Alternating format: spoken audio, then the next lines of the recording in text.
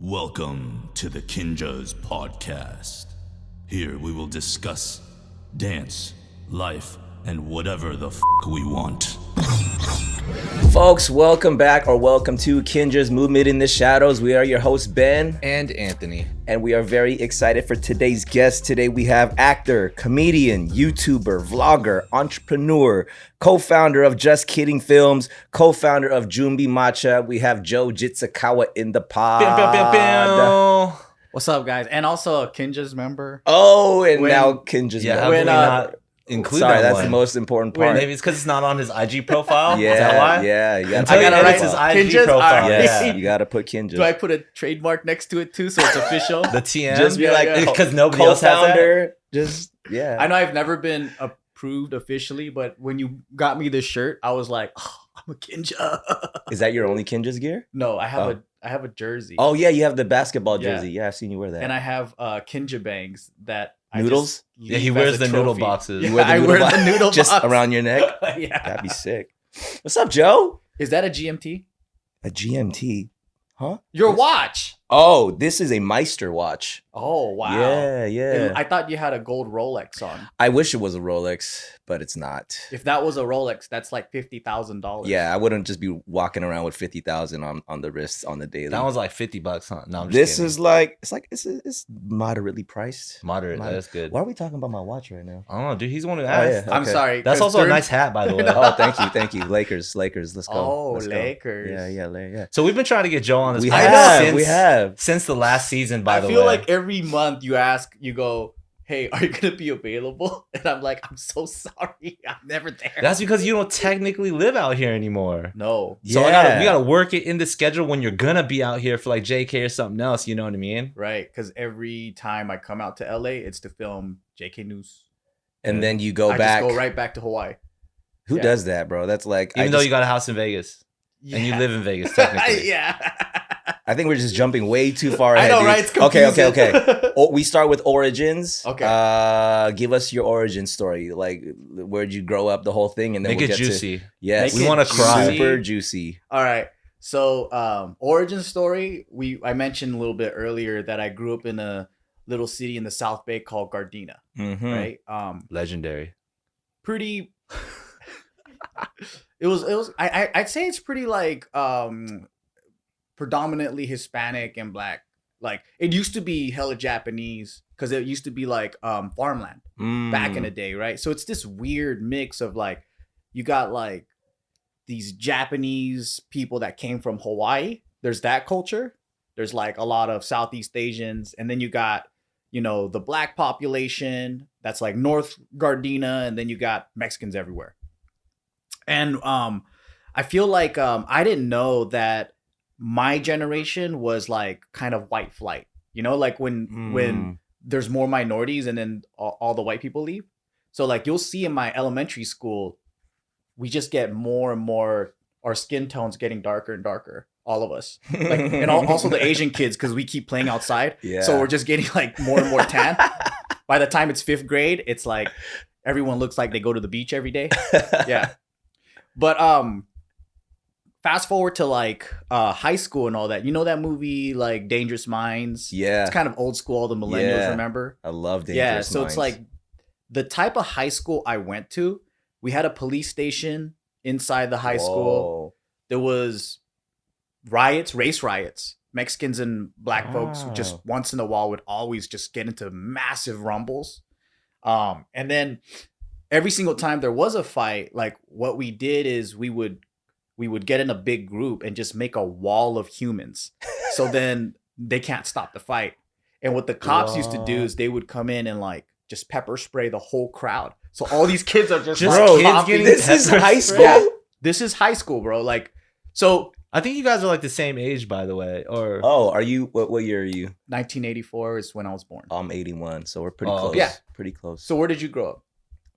Is it about me right now? No. I grew up in Northridge. it's about your watch Yeah. right now. Northridge. My All right. watch. But Yeah. the valley, But right? the But valley. I would say that from LA to New York, Uh-huh. our generation was much more, I'd say, violent, or like there was Yeah. a lot of crazy There things was. going on. There was that at my Definitely. high Yeah. school too. Yeah. Because even with the white kids, with the rock music and all that, right? Like there was hardcore stuff going on. It was just different from like the next generation, which was the emo generation. Mm-hmm. So like ours would probably be like Nirvana, and then the whole like grunge scene, and then like, you know, I think whatever the style is today, like the subcultures that came from our generation, the late 90s, early 2000, it's like a commercialized version of the underground culture that we grew up in, right? Yep. So not saying like they don't do gang shit anymore, but I would say like it's probably that the crazy stuff took the world in such a quick storm. Like you had organized, good students, maybe, I don't know, in our parents' generation, right? And then you just had like the decay and the drugs and all that. And then all of a sudden there's just hella gangs. And I didn't think they knew how to deal with that kind of, I don't know, like chaos or whatever it was. Yeah. So that was my high school. My high school was like, I would say like, yeah, it's the definition of like ghetto, right? And you don't know what's bad until you get out of it.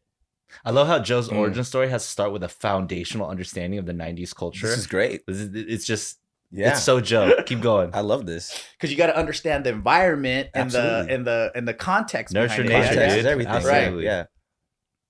So, yeah, during high school, it was just a weird time. Like everybody was hella self-medicating. You know, that was the thing. Everyone's going to raves, popping all kinds of drugs. And then I would say even the good kids, like the math team or whatever, someone out there, right? We're talking about like, it's like that movie, Harold and Kumar. Even the rich Ivy League Asian kids, like you go to Irvine or whatever. Yeah. Like they got even more drugs than the poor kids, right? Yeah. So I think like there was a lot of crazy things going on, but at the time you don't think it's crazy because everyone's doing it. You're 14 years old, and now you look at a 14-year-old, you're like, oh my goodness, you're a child. Right. But in your head, you think you're a grown man and all that shit. Right. Yeah. So at that point, I remember my mom was going to sign me up for school because I got kicked out of my junior high. I missed the first semester of freshman year in high school. Time out. Did you fight a lot? More toward high school, not so much in junior high. What'd you get kicked out of school for?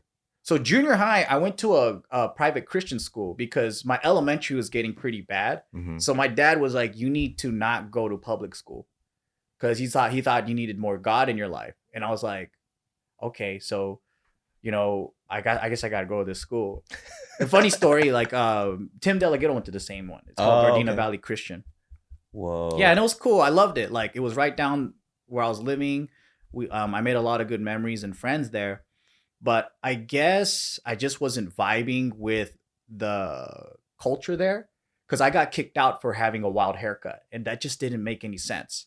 You got kicked out for your haircut? Yeah, the principal told me that I won't be invited to come for the next semester or whatever it was. Yeah, and I was probably just a wild boy, not doing well in school, and they didn't know how to help me. So I got kicked out of there, and then my buddies were going to this private school in San Gabriel, and my dad still had this belief that like God will save me. So instead of being a better parent, he would throw me in the Christian school system. So, but this is where I learned all my shit though. Yeah. Like, because that's when I started really getting into like one of my closest friends at the time. He got me into raving and ecstasy and weed and all that stuff. And from, I would say like 14 on, we would just be going to these like raves. Like, I don't know if you remember Funhouse, Masterdome, Matrix Wednesdays. Yes.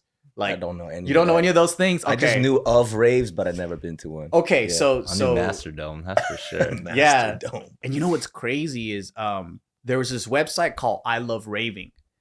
And dude, these guys, so you know, like when you go to clubs, right? You had photographers just take pictures and then they post it. Right. Those pictures are still there till this day. So Yeah, there's we found them. We found them Right? together Yeah, at yeah, the yeah, JK yeah, office. yeah, Yeah. yeah. Oh my gosh, that's amazing. Skinny bald boy Joe, dude. Just Yeah. hella rolling. So all that shit is there. Everybody's in like visors and like tipped, like, you know, hell yeah, spikes and frosted stuff, tips. frosted tips. Frosted tips. yeah. My buddy had Bangs. tips like that. Uh-huh, With uh-huh. the Like visors pacifiers. upside down. Yep, I had that too. Visor Pacifier upside in down. your mouth for no Yup. reason at fucking high school age. We're all like 100 pounds and stuff. Even the guys that are 6 feet tall, we're just skinny as hell. 100 pounds. Yeah. Oh my gosh. Yeah. So that stuff. Yeah. So raving, all that stuff. There's pictures of us. That's what we would always do, and it was like a really good like era of being like Lord of the Flies, escaping all the crazy stuff that's been going on. And I got kicked out of 8th grade because I got caught smoking weed. And I think that's legit. Sure, you know, like sure, they sure. caught me in the bathroom Yeah. smoking weed. It's pretty legit. And then so I convinced my parents, I was like, look, if you don't want me going to the public school system, then just let me homeschool. And then they're like, okay, that's probably going to keep you away from trouble. In my mind, I was like, I manipulated you, motherfucker. Because now I could smoke weed as much as I want at my house. And when you guys go to sleep, this is when I really got into graffiti. I could just run out and just start painting. Right. And that was my other escape, is like me and my friends, we just get stoned in the middle of the night after my parents leave. I hop out the window, we go out, and we just start painting. And then I really, really got into painting. I would say that would be my first love. And then that opened the door to like real hip hop. You know, like back then, everyone just listened to like gangster rap and whatever was on the radio. And then I started getting into like conscious rap, and like my friends took me to that one hip hop event. What was it called? Where there's dancing. Is it Radiotron? No, it's they used to hold it at UCLA all the time, but it was like all these artists would come down, and there'll be like a b-boy event. There'll be like painters. But I that was my first time seeing a celebrity. Exhibit was there, and he said, Okay. "What's up?" to us, because he was like in the circle and they were doing like a battle, and I was like, "What the fuck? This is crazy." That dude, African Bambaataa, he came through. That is legendary. Yeah, bro. Yeah, that's like- that's hip hop. Like real hip hop, Yeah, right? yeah. So I was like, wow, this is fucking cool. Got into that scene. And I think like my desire to make a name for myself through creativity and all that started there.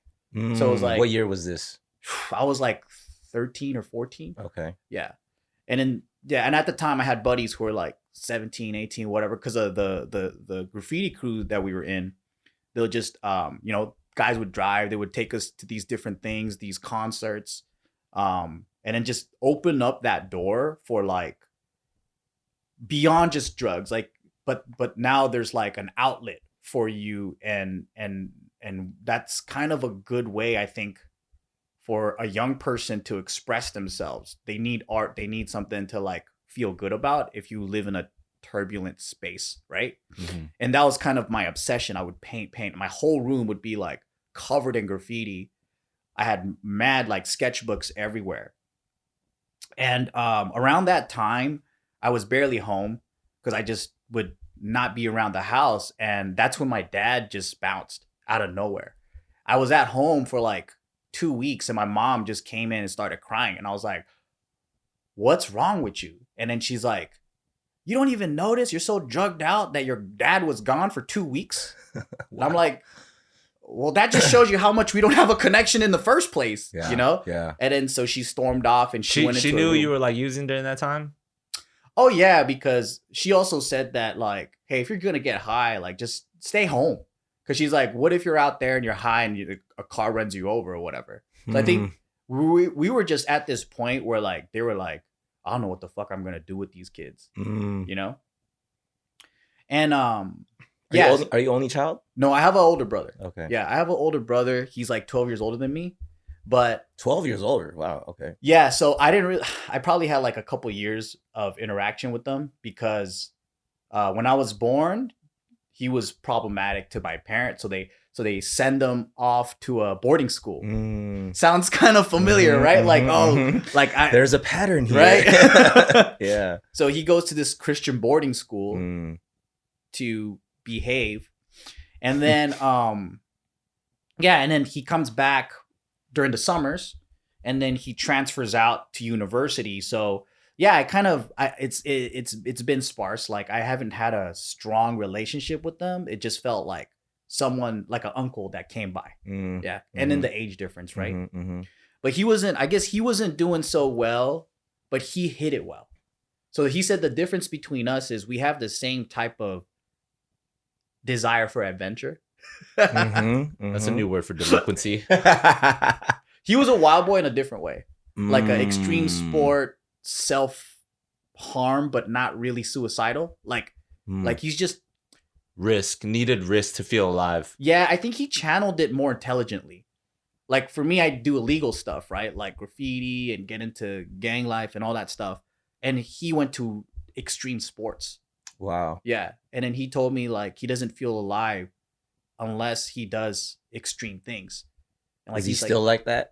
yeah, he only has a motorcycle. He doesn't have a regular car. Whoa. And Okay. he's like, yeah, he told me that he was in the Sierra Nevada practicing, like, you know, when you do those leans Yeah. and then you try to yeah, be yeah, an inch yeah. off the ground. Yeah.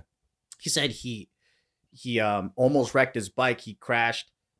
He broke his leg. He rolled back to a motel in a broken leg, checked in with blood coming out. He went into the tub and then he's just like laying there like, fuck, am I going to bleed out? He passed out. He woke back up and he said, I don't need to go to the hospital. What are they going to do? Oh my goodness. Right. What is that, dude? That's I don't know. crazy. He's crazy. Yeah. Like, yeah. I'm like a mild version of him. Yeah, I'm very mild. But he said, yeah. He goes, you got in trouble because you would fight. So I felt like I don't know what was going on in my head, but I felt like it was more honorable to get an agreement with my parents. So I said, hey, yeah, I smoke weed and I don't care if you're mad about it or whatever. And I don't care if you beat me every day. It's a choice I'm gonna make. But, and then we would negotiate like, I'll smoke in the garage. I won't smoke in the house or whatever, right? My brother's like, you're so stupid. You don't have to go through all that. You could have just done it and they wouldn't have known. They're too innocent. Uh-huh. Yeah. But that's where we differed. Interesting. I would bump heads with them because I would want them convinced, or I want an honorable agreement. I don't want to live with the guilt, right? So yeah, that was kind of the like the family dynamics I grew up in. And then fast forward when my dad passed, I mean not passed, but he left. My mom was like pretty much in her room all day, like just not coming out, right? Just absolute depressed little bitch. And then and then so I was never home either. Mm. And my friends at the Well, time. can we back it up? So your dad left, like you didn't ask why, or did you have an idea of like? Oh, okay, yeah. So I skipped a few steps, right? He left, and then he goes, this is what he told my mom, is that the stresses of being a father and all that stuff was difficult, and he came to America to pursue music. He has a music, he had a couple of music schools. He was an apprentice to like this famous opera singer at USC. He was on that, you know, the Channel 18, the Japanese channel. He did a few performances there, and he was doing well. But I think what my mom said is that he's a perfectionist, so he was never happy with his art, and that he would always beat himself up and think that he's never creating anything perfect or good enough. And then so he's kind of neurotic in that way, right? So he went down a spiral.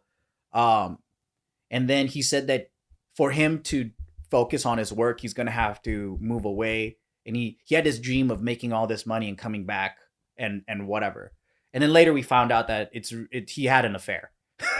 So it was this excuse of like, I'm going to go out and make all this money and I'm going to make you guys proud, right? He was already in the affair when he left? Yeah. And then, you know, fast forward to the future, he stayed with the person he had an affair with. So I think he just didn't understand how to like cleanly divorce, because we came from an extremely religious For sure. family didn't, divorce was just like Right. something you don't even do. Yeah. So he had an affair instead. And then Yeah. somehow in his mind, it was like, let me create a story that sounds justifiable of like, well, I need to get away because what I have to do is, you know, we're not doing so well financially and all this. And I was just like, that makes no sense. We're not doing well financially, so you need to leave and rent another space and spend more money. Like it just didn't make any sense. But at the time, I didn't give a fuck because I think all the issues that were going on as a 14-year-old, I just probably the reason why I was doing drugs every day. And then like going out doing highly risky, crazy things like graffiti, staying out late, just being Lord of the Flies. Yeah. So at that point, my mom was just, I think it blindsided her because she didn't expect a life like this. She grew up very innocent, very conservative in a religious household. My grandma is a tyrant. And she chose everything for my mom. And my mom told me, like, when you grow up with someone making all the decisions for you, you can't think for yourself. And then she goes, so I followed a man who had all these decisions and seemed like he was confident. And then she goes, but I never developed my own sense of common sense. And then so she said, when that stuff happened to her, it was actually, looking back, a good thing. Because it was the first time she had to lead. She goes, I have a child. I have a son in college that I have to pay for. And then so she was paying for my brother's university and taking care of me on 20 grand a year. And I said, first thing, then we should probably move out because this is a 3-4 bedroom home. And that we had a big house because it was my dad, my mom, my brother, and then we had my grandma and it was me. So it made sense at the time. But as my grandma moved out and went to live with my uncle and aunt, my brother moved out, my dad moved out. So it's just me and my mom in this big ass house. And then so I was like, we should move. And she goes, where are we going to move to? And I'm like, I don't know. And then all my friends that I made at the raves, a lot of them came from the San Gabriel Valley, Monterey Park, whatever. And I was like, my first introduction to a lot of Asian Americans. Like there are Asians in the South Bay, but like, not like San Gabriel Valley. San Gabriel Valley is like... Is Asia. Yeah. And it's a different feeling too when like people in like let's say like government, city government, the police officer, everyone, there's Asians running shit and it's not just Asian, like we're not the minority basically. Something happens psychologically where you feel like, oh, this is more comfortable. And then it seems safer. Because it's just a different environment, right? So my mom was like, we probably got to move. And also when she was signing me up for high school in like the 9th, 10th grade, she said that when she went into the parking lot, there was like 10 kids that just burst out of a car and started running, right? And then all these cop cars came in and started grabbing them up. And she goes, shit, this is the kind of high school I got to send them into. And she goes, well, he has to go to school. So I started school there. And yeah, shortly after, she's like, we got to go. So I was like, how about we go to the San Gabriel Valley? You have friends there. I have friends there. We can start fresh there. Not knowing that the SGV was breeding grounds for Asian gangs. Yeah. Like we had Asian gangs in the South Bay. But it wasn't the same. It was completely different. Like San Gabriel Valley was like, you had organized crime, you had gangs, but you also had kids that were actually making money. Whereas like the gangs in the South Bay were like street gangs. They were like guys mimicking that style, but I wouldn't want to say mimicking. I'm just saying like it was a different subculture of gangs, I would say. Yeah. So we moved to San Gabriel Valley and I'm with my rave friends and they had like a massive drug ring from like getting ecstasy to all that. And they all took care of each other. And this was the first time where I felt like, oh, so this is like real family. Like they would go out and they would sell drugs at the raves. They would come back and they would break bread with their friends. Like they didn't even go sell drugs with them. And then there'll be like 5 of their buddies and they'll just give them $40 each. And I was like, I've never seen this level of like taking care of each other. Like we would go to restaurants, they're like, you hungry? And I'm like, yeah, but I don't have any money. And they're like, no, we got it. And then so I was like, what? And then so I would do the same thing. And then this whole culture of maybe it's just Asian culture. I don't know. But I didn't grow up with that. But when I started hanging out with these groups, I was like, oh, this is real loyalty. This is real friendship, right? Not knowing, I didn't know that this was Asian gang culture. I just thought they were cool and really nice. And then they sold drugs, right? Or whatever. Yeah. Yeah. And then fast forward, you know, to me eventually being in one. And that was like from most of my teen years up until I want to say like 20-ish or something like that. But I think for those years, it was just really like going further and further off the deep end of running away from society. Now you have these guys that take care of you better than what the system does or what your own family does. Yeah. And the relationship between me and my mom was pretty non-existent at the time. And she completely gave up on lecturing and parenting. For her, I think she was just in survival mode. She would wake up at 6, go to work, come back, and I wouldn't really see her every day. And it'd be the same story for me too. I'd be gone for days. And so when we saw each other, it was just this weird roommate situation. So I don't feel like I really had a parent until my 20s again. And interesting thing about that, because me and my mom, we talk a lot now and we're like hella close. But she said during that time, she goes, I actually had to grow up. She goes, I didn't know who I was. She goes, I went to counseling. She's like, and I realized that I had this weird idea of how I want you to be. She goes, I wanted you to be this perfect person in my mind. And if you weren't that person, I didn't love you. And I was like, yeah. And, she goes, and I grew up with that. I think it's called conditional love, right? When you want someone to be a character, and if they're not that character, you blame them. So she's like, I wanted you to dress the way I wanted you to. I wanted you to go to schools. I wanted you to go to these like universities, or I wanted you to have a prestigious career. I wanted you to act a different way. She goes, I had this idea of this perfect son. And he goes, but I didn't love you for who you were. And I was like, damn, that's growth. Yeah. But she also had to look at like, what the hell did I do wrong? She goes, I followed all the rules. I'm a good Christian. I did what I was told. My husband divorces me. My sons are crazy, you know? And then she's like, what did I do wrong for this to backfire? So she had to reorganize how she was treating people and thinking about people.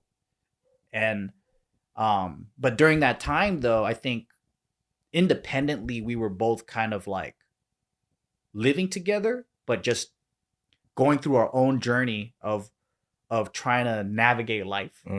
And I think during that time, toward the end of my criminal resume, the biggest shocker to me was there was a rival gang that called us out to go finish our beef once and for all with like, let's just all fight at the park, right? And they know that there was this one house that we all hang out at. And they knew that we were going to probably gather there first before we go and meet them up. And this particular day that we were meeting up, so funny you guys had Johnny on your guys' podcast. His group is watching, right? So in watching, there's a bunch of different small cells within it. We had beef with one of their other cells, right? And they agreed to meet us up, but all these guys, all the different watching members from different groups don't hang out with each other. We were actually cool with some of these other groups like Sunnyside and Oceanside. And so were you Asian boys? No. Oh, no. Okay. But I'll show you the article after. I don't like talking about which gang I was from because it's just, I don't want to give notoriety or anything, right? It's just been over 20 years. Yeah. But so anyways, our friends were actually hanging out with some watching guys in the front lawn. They were smoking weed, hanging out. They didn't know. They thought we were hanging out that day. They didn't know what was going to happen the end of the day. And the guys that we had beef with, they paid one of the other watching groups to come over and shoot at us before we even go to the fight. So it was basically an ambush, right? And what they ended up doing was killing another watching member. Whoa. They basically shot their own member. Like they didn't know because it was a different group. After this happened, we talked to our OGs about it, and we're like, what should we do? Like, you know, like we need some leadership and guidance and whatever's. And they said, all right, so you guys got to come up with X amount of dollars. We're going to go buy guns for you guys. And then I'll teach you how to get back at them. So we did exactly that. We gave them a pile of money. Months would go by. And what ended up happening was they smoked it all on crack. Whoa. Yeah. All that. So we're just like, what the fuck? You just smoke crack with that money? No, like we didn't get anything out of it. And then the guys were still like, their pride was hurt. So they're like, let's get it ourselves then. So we got guns ourselves. And the whole thing was just so weird because I was like, you know, other gangs, like their OGs would like really help them out. And this seems so fake. And I'm like, talking to my buddies about it at the time, and I'm like, they're gonna make one of my other friends do it because he's nuts. And I'm like, I was like, shouldn't the owner of the house do it because your house got disrespected? Why are you like passing it on this other guy? And all these things started unfolding. I'm like, y'all kind of weak. Like, you're bitches. Like, this is stupid. Why should I risk my life for guys that won't even do the same for me? And then they always talked about like, oh yeah, you know, we'll do prison for you. We'll take it for the homie. And it's all big talk. It's all fucking bullshit. So I was like telling my friends at the time, where I had one really close friend, the one that they were gonna probably use to pull the trigger. We sold a lot of drugs together at the time. And then I was like getting in his ear about, this is kind of fucking weird. And he goes, yeah, it is weird. Why were they using me? Because they knew I would have done it, but like that just didn't make any sense. And I was like, how do we get out of this shit? We're like, do we ask him? And then we get jumped out, and he goes, nah, I think we need to just get everybody out at once. So we started getting into everyone's ear, because if the majority leaves, what are they going to do? Right. They have no soldiers to come at us, right? So, and on top of that, it showed me like, if they're not willing to kill anybody, they're not going to come after me. They're not going to hurt me. And even if they are, it might be like a punch to the face. So I was like, why do we have to be like, we could still make money. And that's what I told the group. I was like, we can still work together. We can still sell drugs. We could do the same things that we've been doing before. We don't need a gang name, and we don't need rivals.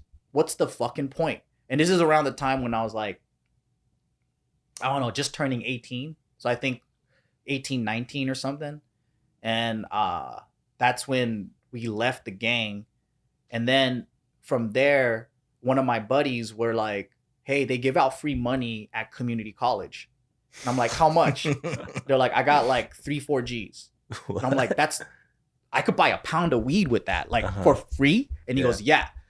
He goes, it's called financial aid. All you gotta do is sign up. It's called financial aid. Bro, I had like a year of high school. I had no idea what this shit was.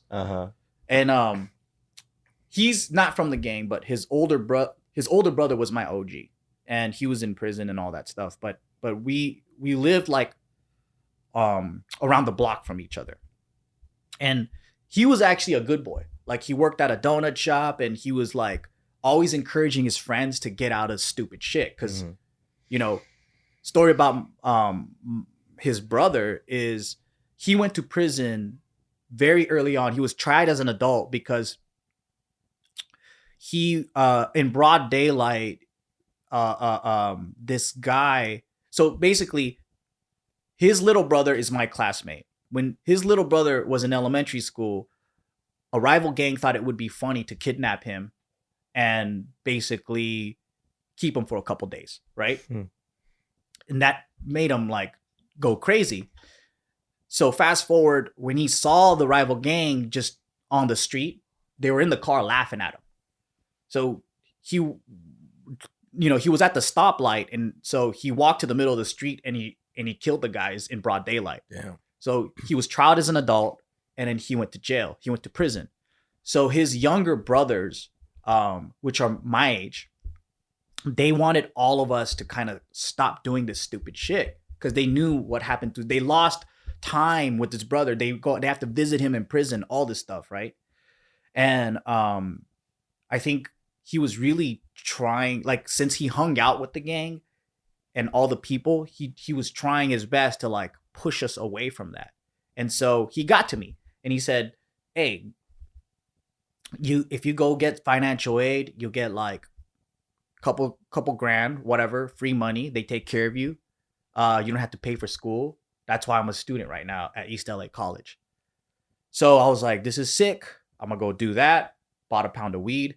And for some reason, I had it in my head that I had to keep straight A's. So for about a year straight, I just kept straight A's.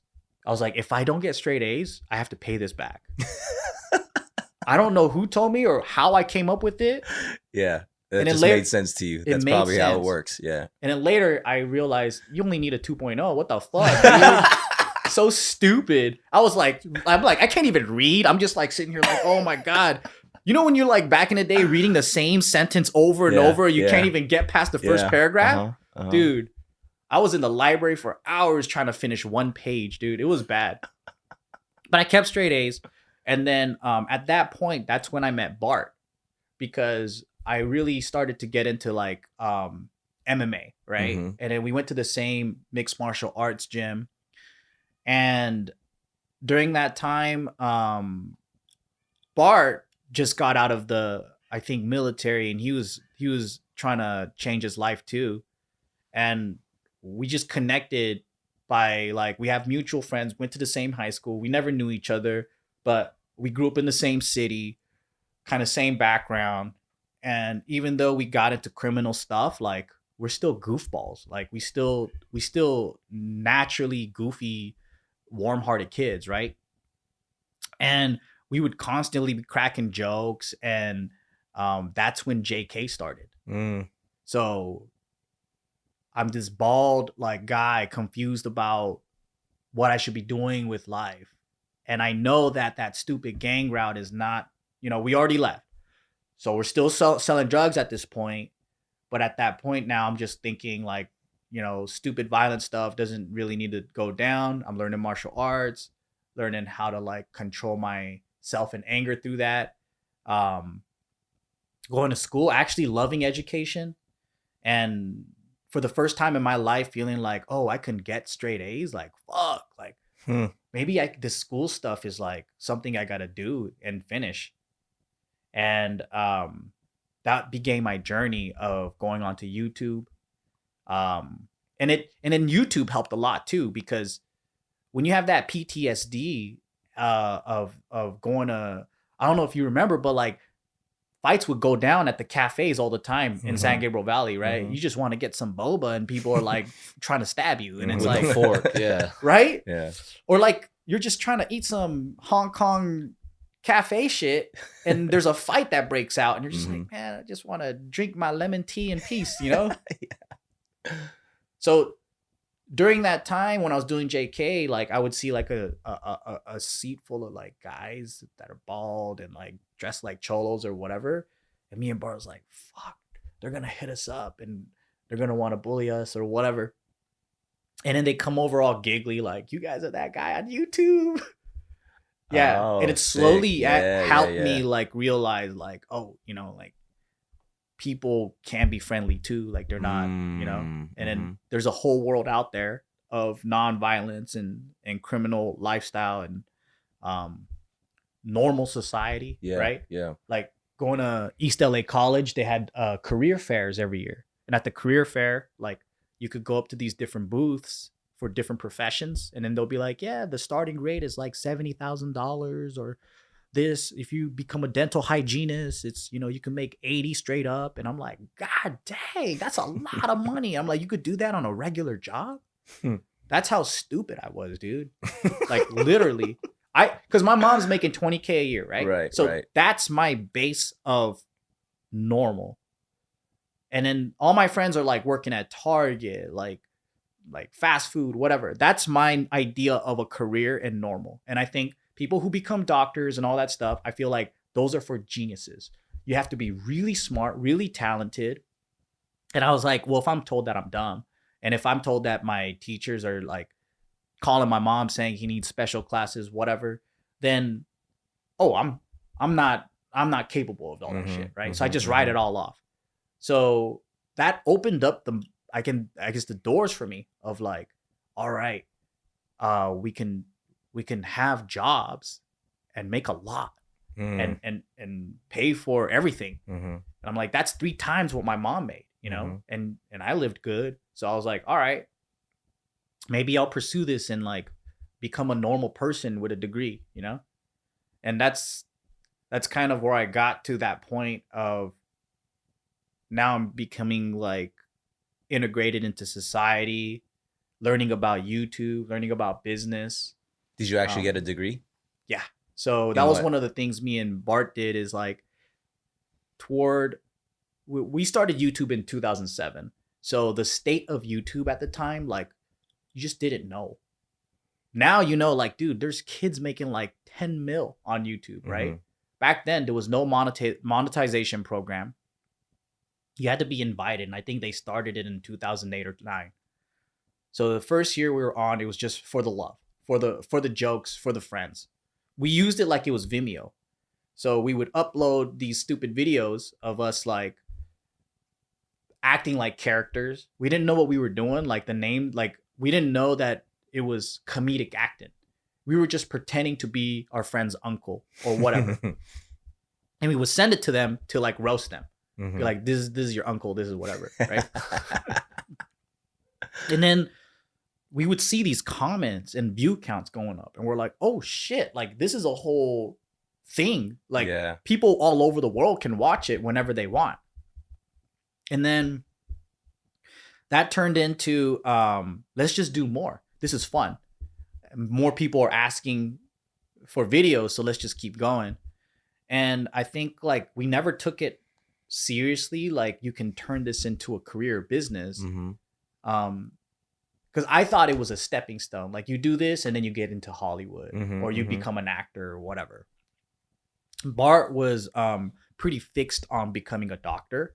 So I was like, eventually this is going to end because my entertainment partner here, we're a duo where we want to recruit more people too. Like I wanted it to be like an In Living Color, Mad TV, SNL type group, right? For Asian Americans. And for him, he was like, oh yeah, this is kind of like a fun side thing, but like I'm gonna be a doctor. So fast forward to toward the end, I think the 3rd year, we're like, okay, Bar was like, I'm at the crossroads where I got to hit my last year hard. I think I fucked around too much doing this YouTube stuff. And I was like, all right, well, for me too, I was called stupid all my life. So I just want to stick it to them and prove it to myself that I can graduate and just get my degree. Because I didn't graduate high school. I didn't graduate junior high. So it was more like I need to make sure I'm not dumb. You know what I mean? Right. Totally. Yeah. So we both graduated and we skipped that year. But this was 2009. So the economy crashed in 2008. I don't know what that meant at the time. But when we graduated, we had degrees and it was like, as I thought if I had a degree, I'd have a job. I'd had people knocking on my doors. I thought I'd have all this opportunity. I must have applied at 50 different places and, you know, got like 2 responses. One was Sam's Club. I did an interview with them. And another one was this Kangen Water. Have you heard of them? Yeah. I used to work for them in their shipping department. Okay. Yeah. But the funny thing is I ended up doing what I did before college, which is working in shipping. And then I was like, I didn't even need a degree. I was like, I thought back and I was like, if I didn't go to college, and I just continued that job and I became a manager, I would have already been making like 60K. Yeah. And I'm out here making $12 an hour. Yeah. Yeah. But you didn't get that pound of weed from the financial aid, though. You know what I mean? Yeah. But yeah, so we took that year break, and then me and Bart, we basically were like talking about YouTube, and we're like, life isn't what we thought it would be. Like, we thought that we'd be working by now. Mm-hmm. And then he would be applying for medical school and all this shit. And I think he was tutoring kids at the time or whatever. And then this article on Yahoo comes out, and it shows like all of our peers and how much they made. Like at the time they showed like Michelle Phan was, I think, the highest paid female, making hundreds of thousands of dollars. Same with Ryan Higa, Kev Jumba. And we were just like, what the fuck? You could make hundreds of thousands of dollars on YouTube? And then we're like, what are they doing that we're not doing? Right. And well, for one, we didn't really complete our application for the monetization program when they invited us. So that's probably why we're not getting paid. So we found that email, we applied, and then we immediately got a couple $100, you know? And I was like, oh shit, there's money in this thing. And then the next step was like, so life kind of didn't turn out the way that we thought it would, and it sucks anyways. So why don't we just try this YouTube thing?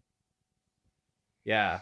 And then during that time, Bart was with Gio, and Gio was like, I full on support you. She goes like, I'll be working full time, and then you can work part time on your tutoring while the rest of the time you spend on building JK. So me and Bart had this thing where it was like, all right, I need to work. Like I can't not work. YouTube's not paying us. So this is what we'll do. So Bart would do all the stuff outside of like writing and whatever. Like he's kind of like building the business and doing whatever he could when I couldn't, right? After he does his tutoring stuff. When I get off of work, I'll meet up with you at like 8. So from 8 to midnight every single day, we would write sketches. And then on the weekends, we would film those sketches. And that's when Just Kidding Films was continuously posting. We posted like every Sunday for 4 to 5 years without any breaks. A skit we produced every single week. And that was kind of the journey for us. And then fast forward to about a year or so, I was like 40K in debt, and I was like, I wanted to pay all this off after college. So my whole thing to Bart was I want to start JK full time with zero debt. So I had all these side hustles on top of doing JK, just everything I had paying off debt. Bart's dad was kind enough at the time to let me rent out a room because I had an apartment to myself. I had two cars. I had all these things I was paying for, and I was like, this is stupid. So I moved in with his dad. He charged me like $200-300 for the room, right? I kept one car, sold the other one. I just really like any extra income I came up with, it went to just bills. So everything else was just food. And that was it. And I did that for about 1.5 to 2 years, paid it all off.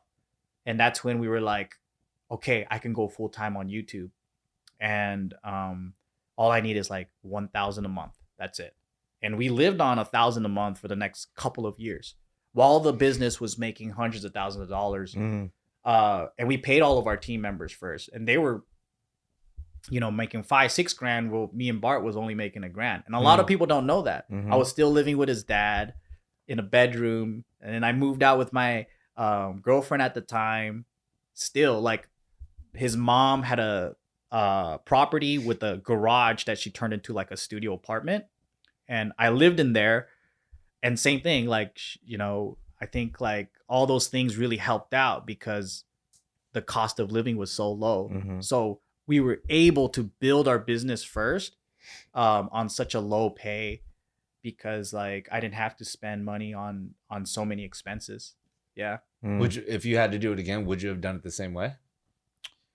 I know so much more now that I would have done it faster. Because I feel like that's like for any startup, you know, that for some reason is this weird thing that you're not taught, but you end up like kind of thinking is the right thing to do, not paying yourself out first. Yep. You know what I'm saying? Like always making sure that whatever the establishment is, whatever the team is, taking care of all these other things, but then not taking care of yourself in the hopes that it's going to grow to be something else. But you know, when you get older, everybody who's like better than you, everybody who's been through it is always like, pay yourself out, take care of yourself. Otherwise, the journey won't be able to last really well. Would you have done it the same way?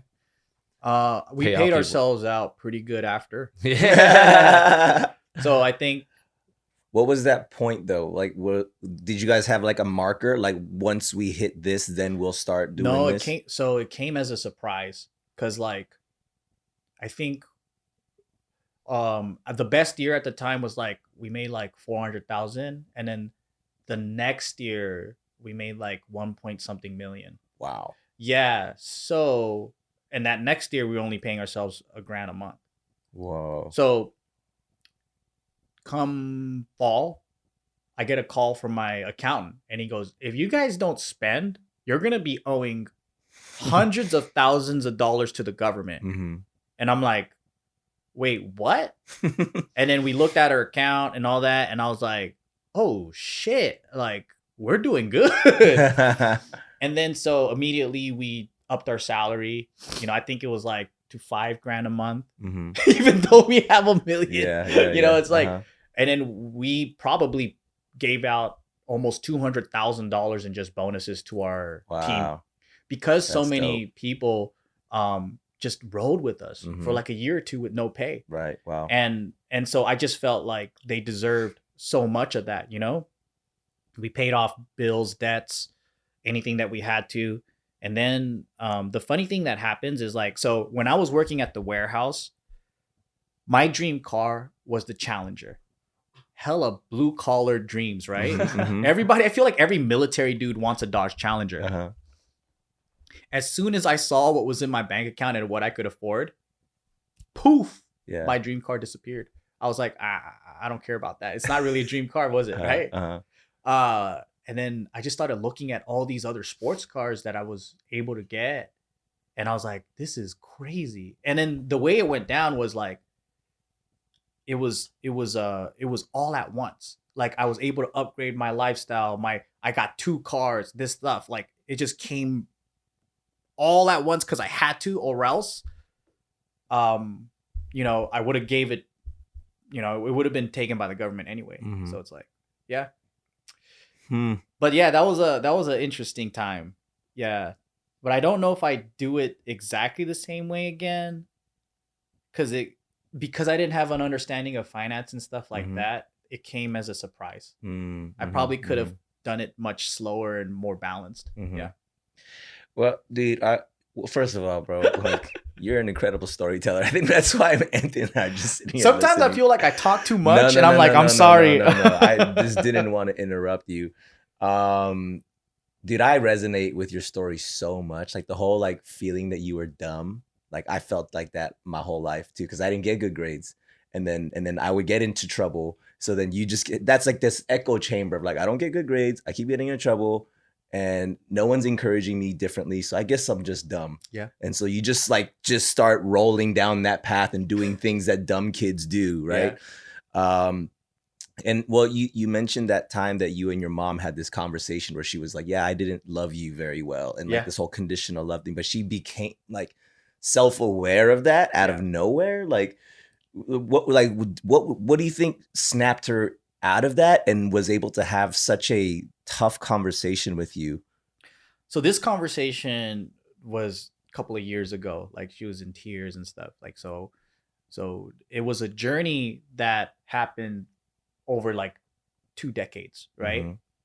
But she told me that the first thing that opened her doors from her questioning the way she thinks is when my parents were still together and I got caught for graffiti and they had to pick me up at the police station.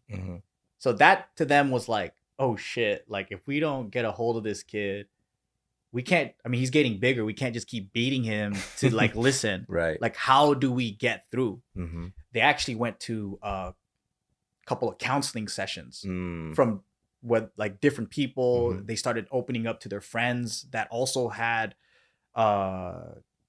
some troubled youth as kids, Yeah, right? Yep.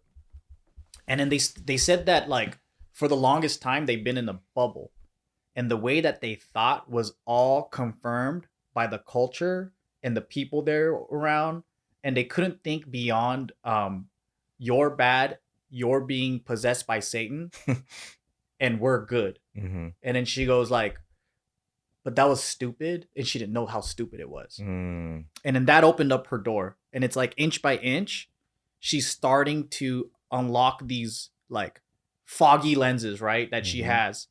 And then she said that the more things that she thought was right was proven to her that it was wrong, she was able to self-reflect. Mm.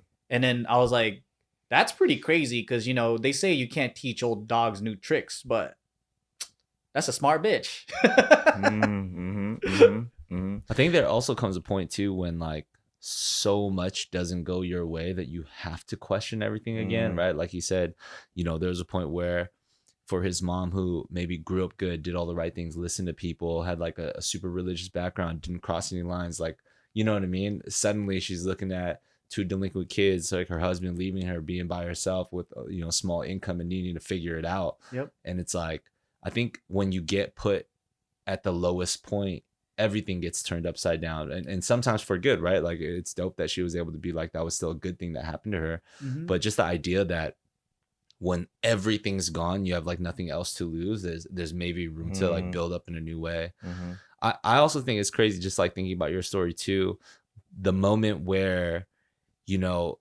somebody was willing to like buy you food, and you're like, well, this is family. Yeah. You know what I'm saying? Wow. Like this is Yeah, loyalty, yeah. because everything comes from the context that you're given, right? And Yeah. when you you know, are coming from like a broken home that is disconnected, you know, that maybe has some domestic issues, whether it be abuse or like the parents aren't getting along or whatever, or communication even, you know, you run into some stranger who's like, let me just buy you food, and that to you is like the highest tier of like familial loyalty.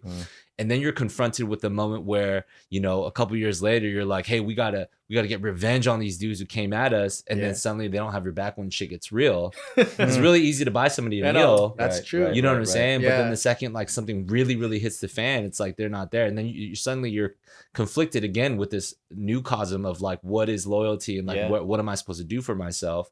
You know, and then you run into you know, your story is crazy because it feels like life really started like happening for you.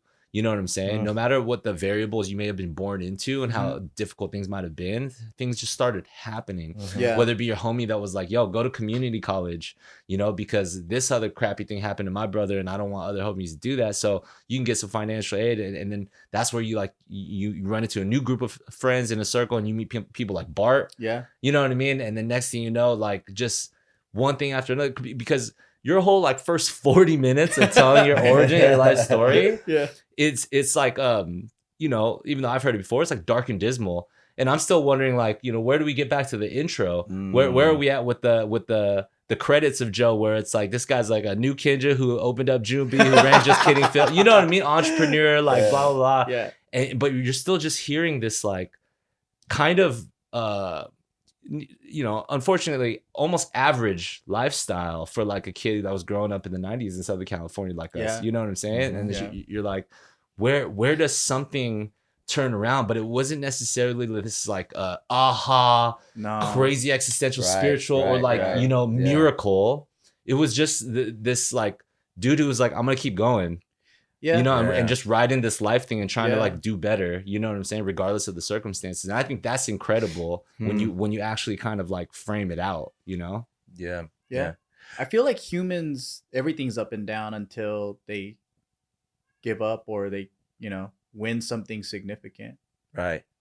Like, I mean, it almost sounds, okay, so your dad's not in the picture. You and your mom have this sort of breakthrough, but it doesn't seem like your mom's like super involved in your life now and like guiding you, because you've also just grown up by yourself, right? Yeah. Your brother's not really there. Yeah. and it just sounds like you're hitting these lucky streaks. Like you just keep getting lucky, but it's not luck, right? You're making decisions and you're choosing for yourself. And so I'm framing it with this, like, dad's not there, mom's not there, brother's not there, and you're just kind of living life on your own. And then like you're like, let me try to, like, okay, I got this financial aid, so I got to get straight A's. So let me just get these straight A's, as if that's just easy to do. Because you're over here like, I'm trying to read this page, I'm stuck on this one sentence. So you have this crazy ability to shift gears and like, but you're also able to like pull back and be like, wait, why am I still in this gang? This is fake.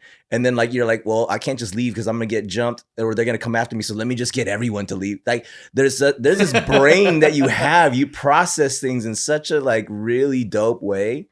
And I guess where I'm getting to my question is like, where do you think all of this comes from? You don't have mom, dad, brother, mentor, or did you have a mentor? Like, how are you figuring out how to do all this? Yeah, I thought about this recently, and then like I thought, for all my life I used to feel like I was at a disadvantage because I didn't have a father figure and I didn't have these things, and then I realized I actually did, but I didn't consider it like you said, mentors or whatever. I observed like male role models and how, I mean, my other friends have dads, or like they treated me like a son too, or like you would have some influential like male figure in your life and you just see moments of how they handle situations, and maybe that's how I picked it up. But also on the flip side, I used to think that it was bad that I didn't have a father. But now I actually, knowing who he is, I'm glad I didn't absorb his personality. Wow. Because like, if you're around, like, let's say a narcissist, a psychopath for 50 years, you're probably going to latch on to some of those traits, right? But the earlier they leave your life, you're probably not going to absorb a lot of the stuff that they do. And especially at such a developmental time in your life too, right? Because you kind of left early. How old are you when he left? I was about 13 or 14. Wow. Yeah. Crazy. And also, crazy. I am painting this a bit of a sob story, but he was like, humans have a diverse range of like expressions and thoughts and whatever, right? When he was a good dad, he was a good dad. Like he made an effort to give me a childhood that he didn't have. And when my mom told me about his childhood, I have a lot more empathy as to why he is the way he is, right? So like usually people aren't shitty human beings just from the get. Like they develop into shitty human beings, right? And so that helped me in my process of forgiveness, like knowing that his mom died during his birth. His father is like a company executive. He had to quickly remarry because during that time, it's kind of shameful to be a single man at that age. And also he needed help with his kids. And boomers, they have like 15 siblings, right? Whatever it is. So when he remarried and then she started popping out more kids, she favored them, and she would also bully him. Like when they have cakes and shit like that, she would cut him like a piece that small, and all the other kids have normal cakes, and she would just, because he wasn't really her like child. No, and she would remind him constantly. Wow. And so he became like a troubled kid, and so my grandpa was like, I can't fucking deal with this guy. So he basically hired other families to take care of him. So you would just pay rent. And my dad has all these stories about different families he grew up with.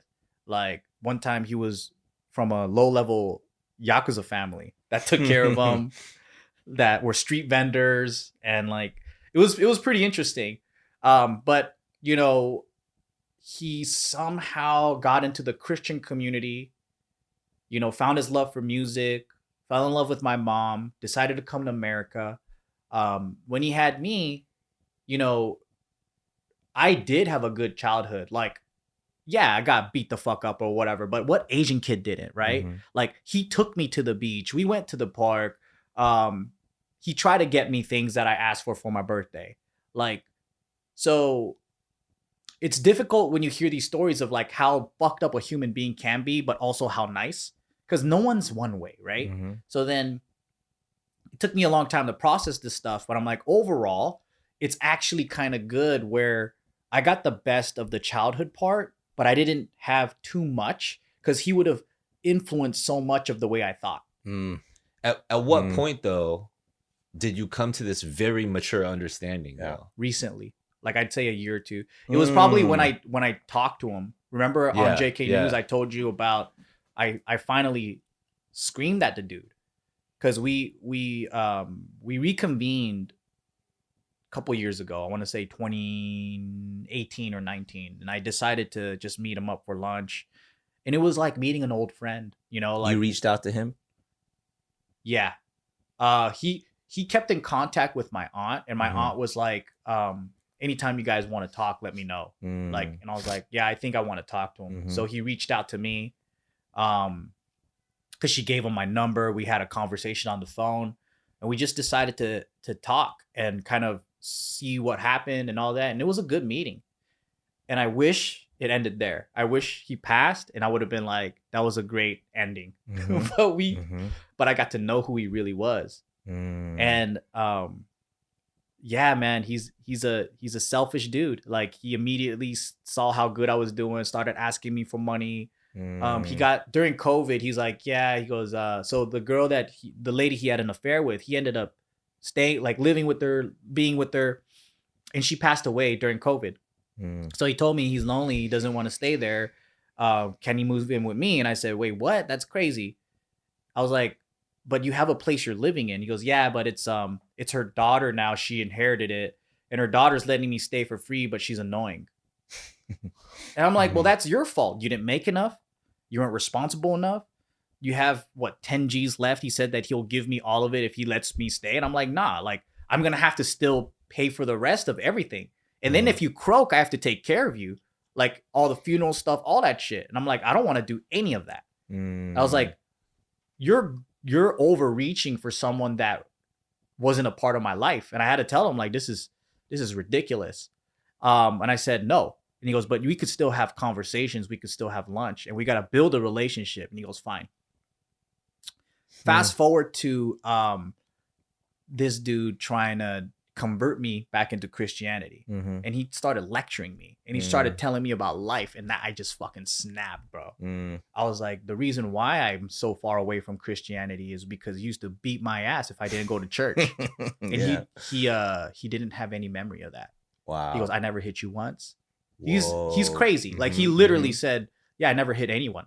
I'm a very peaceful person. And then the more things unfolded, I was like, holy shit, this guy's, no wonder it didn't work out. He doesn't have the same reality. Like, he doesn't have the same memories. Yeah, he's nuts.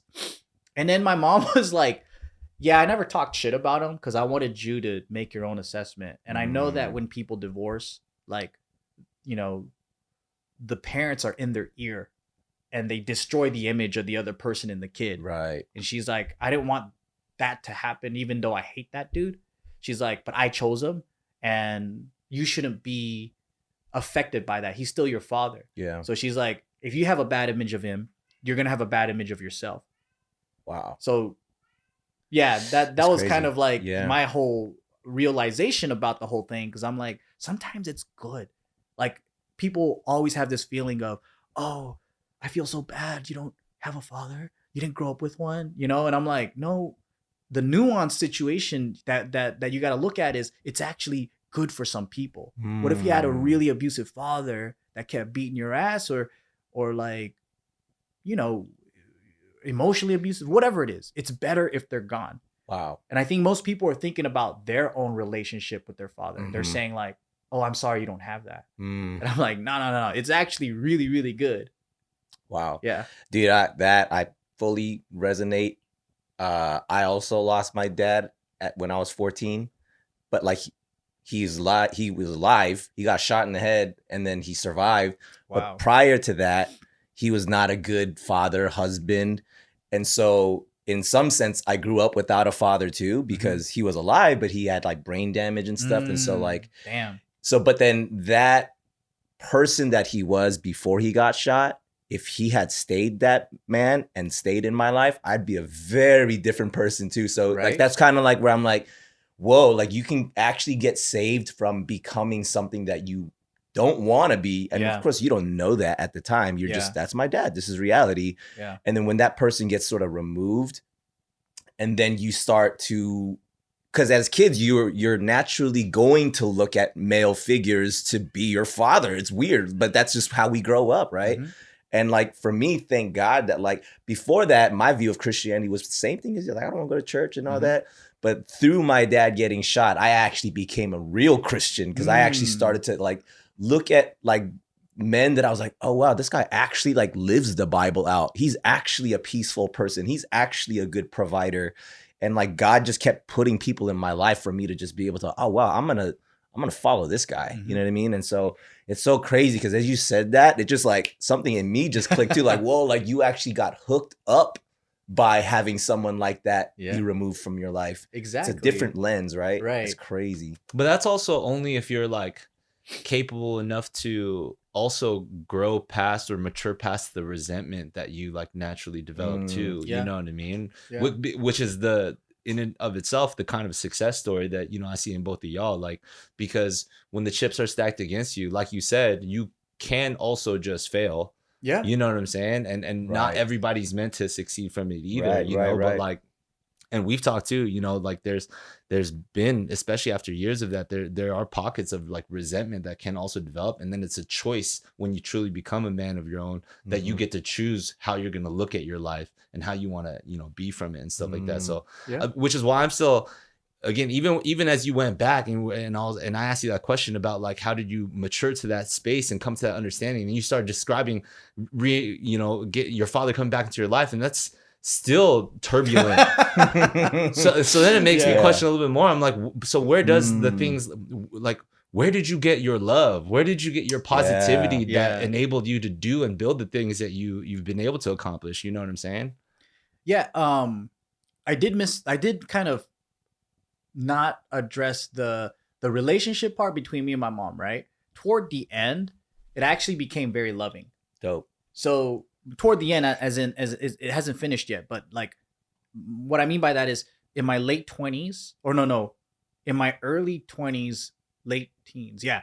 So when we were more like roommates ish, she basically stopped lecturing me and she started to just love me unconditionally. And so I felt safe and accepted, and just in her presence, we can just talk. There's no lecturing. There's just, she stopped trying to change or control, or I just felt like I was able to just talk and we can have a conversation. And I think that helped a lot. Yeah. And she said that she needed to get to know me. She said, I didn't know you. She goes, I had an image of you and I had this desire to put you into my image. And she goes, but I need to get to know who you were. And then so she made it a point to not really parent me anymore at a certain age. So I was in high school and then we would just have long talks sometimes. And then in my early 20s, my grandma got Alzheimer's. So my mom said, all right, I need to go take care of her. And then I was doing pretty well at the time. You know, that's when I had 2 cars. I had, you know, a job and an eBay business. And she said, you're doing pretty good. You're 22. You're a grown man. And I was like, yeah, that's pretty cool. You go take care of grandma. And then that's when she moved to Japan and I was on my own. But at that time, my relationship with her was pretty cool in the sense where like I didn't hate her. I wasn't mad at her for anything, you know? Yeah. But at that point, I think it also made me feel like even though the expression of love in the Asian household, there's no hugs really, there's no words. But it's a feeling of like relief of like, she ain't gonna bitch at me. Or like Asian moms do love you even though they still bitch at you. But it's a different kind of like, she's not disappointed in me. She's not constantly lecturing me of how I need to change or be like her image. Now I'm at this point where I could be whoever I am and we could just have fun talks. So we could hop on the phone, we can talk about whatever's. And I think that was a sense of security of like you just having a parent accept you was really like, all right, I can do whatever I want now, you know? It was That's like, huge. okay, yeah. Dude, I mean, even with that, that is super dope. I love that you guys, or you were able to see like not the new side of her, just the side of her that you've always probably been wanting to see, and just wanting to be just that unconditional love. But even still, I'm still just kind of blown away. Like, you don't strike me as like, well, you strike me as a very loving person. I don't know why. Like, I just feel like you have a large capacity to love people. Yeah. And that, to me, I'm just like, where does that come from? I mean, like, a conversation with your mom, I guess, sure, maybe it could come from that, but like, it just comes from something else. So I just want to just drop that into your plate, bro. I'm impressed too. Yeah. Like, knowing funny. you, I'm like, Yeah. you know, and hearing your backstory, I'm like, I don't. It sounds like an uncommon path to be the person that you are, considering how you know grew up and the variables that like you couldn't necessarily control. I mean, you're just meeting me in a time where I'm not bitter and angry and violent, and like I did, you know, that sounds like a recipe for self-destruction, right? Right. So like, yeah, like you're right. I'm 39 now, and then that was my past, and I grew from that, and I didn't stay bitter. But there was a time where, like, you know, I think a lot of people who get into gangs is because of that. And then you're lashing out at the world. You don't really care who you're attacking. It kind of feels good to attack people. And I think at that stage, that would have been completely true. But now, hurt people. Exactly, man. Misery loves company too. But yeah, like, I think because I was also in it and I got to step out of it, I'm able to now not only care about people in that lifestyle, but now I have just being in so many people's shoes, right? Like, and then you step out of it. I think it gives you a better perspective of remembering, like, I always try to remember what it was like being there. Because a lot of the times I think sometimes people get out of it and then they judge. Like, for example, if you're ever homeless and then you become a millionaire, it's easier to judge and say, I did it. How come you can't do it? Like, everyone should be able to do it. But for me, I remember that state of mind and how difficult it was at that time. So it's difficult for me to be arrogant about those that are still in that position. But also, I know that it's possible, but it's tough, man. You are a very empathetic person. It's funny you say that, dude, because I've been told like how I'm cold, I'm unapproachable, I'm not. When people don't know you, but maybe, Well, that ability, I don't even want to call it an ability. That's just who you are. And being empathetic is just who you are. Like, it's in you. You don't practice like it's a skill. You know what I'm saying? I think that's why I'm just getting this like just large capacity to love people. And you know, you just chose the right path. Like, I don't know how else to put it. It sounds like Forrest Gump almost. You know, you just you just happen to be in the right places and things just work out for you. But you know, like, and it's funny because, you know, here I am thinking like, oh man, this guy's an entrepreneur. Like, let's talk about all these business things or whatever. But I love conversations like this where like, that kind of doesn't even really matter. That's cool. Like, I mean, I'm sure you talk about that stuff in other places. Yeah. But like, you know, this show, we call it Movement in the Shadows, right? And that's like, you know, it's people ask like, what does that mean? You know what I mean? And I'm like, I don't know. What do you think it means? You know what I mean? Like, so I'd love to ask you that, like, because there's a lot of stuff that you've done essentially in the shadows where no one's seeing the work, no one's seeing like the youth sitting and thinking about these things and like, is this the right choice? And like, there's a lot of hours and hours and days and years of just like stuff in the shadows. So like, I'd love to just hear your thoughts on what do you think your movement in the shadows is? I think true leadership is people behind the scenes, like kingmakers, decisions and things that you make where you empower other people to manage the things for you. So like, for example, you can only go so far individually, right? But as you guys know, as Kinjaz, like as a team, like you guys were able to go so much further. And also you could tap into the genius of the diverse group you have. And so for me, I think the way that I've always worked is I find talents and strengths of people, and I can create a Voltron around it, create a team around it, you know? Mhm. And also, I don't need to be the one that's known and taking the glory. I think that's fine and all, but whenever I see people of leadership, sometimes they're puppets and they're not the real leaders. And sometimes you care more about glory than actually winning. And for me, I care about winning. So if it takes someone else to be the front runner so we can win the goal that I want to achieve, then that's the biggest win. Versus someone, for example, like a politician, they could damage the country, but they want the glory to actually win the presidency, right? And they might say crazy shit that hurts our society, but because they want the presidency so bad, they'll do that. But for me, I rather win, and me effectively winning is probably the betterment of the country or whatever. And I don't need to take the limelight for that if there's a better person for the job. And also there's more longevity in moving in the shadows, I think.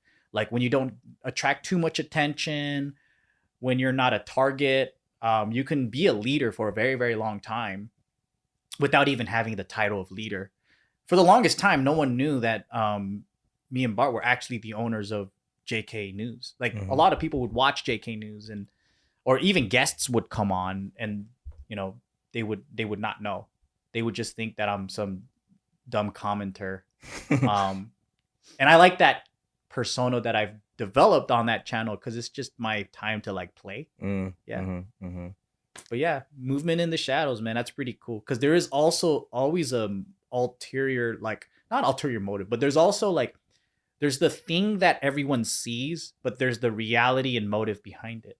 You know, so I like that. That's good. That's good.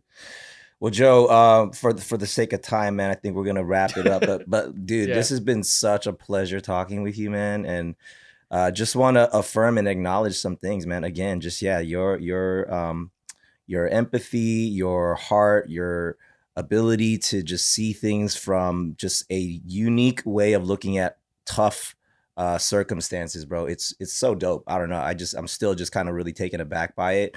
So just want to just give you your flowers for that.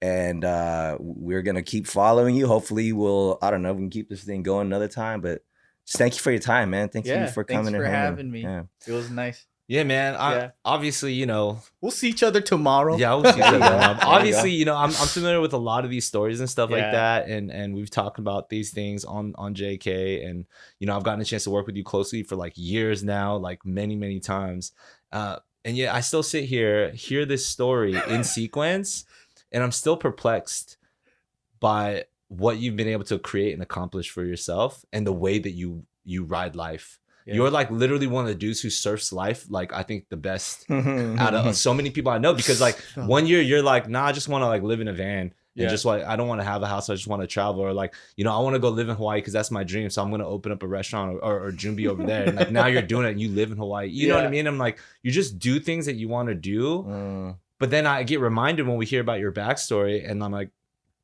so many other people, like myself probably included, might cave at those variables and not know how to make the decisions to get out of it and do those things the way you did. And that's what I honestly find like actually fucking amazing about like you and the way you just see things.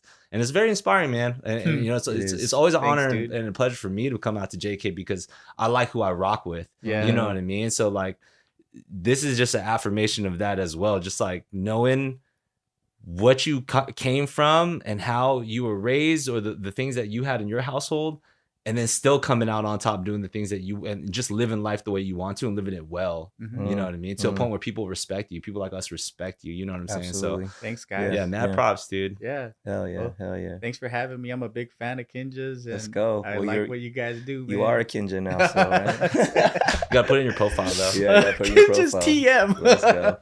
And then a link folks, to Kinjaz noodles. Yes, link Let's do it. link the noodles. Folks, thank you so much for tuning in, watching, and or listening. If you're digging what we're doing, make sure you're liked and subscribed. Follow us on socials, Kinjaz Podcast, cast with the K. And I think that's it. Hey, Kinjaz bang, y'all. That's it. Peace out, y'all. Kinjaz bang. Peace.